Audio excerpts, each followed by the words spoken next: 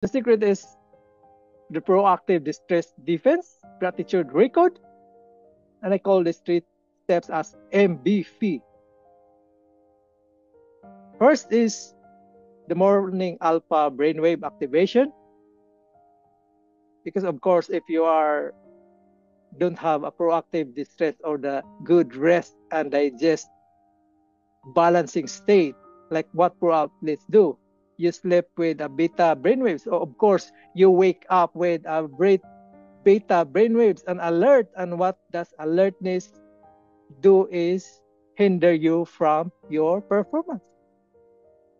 And first is take the first moment you wake up, before getting up, take 3 deep slow breaths and heart focus.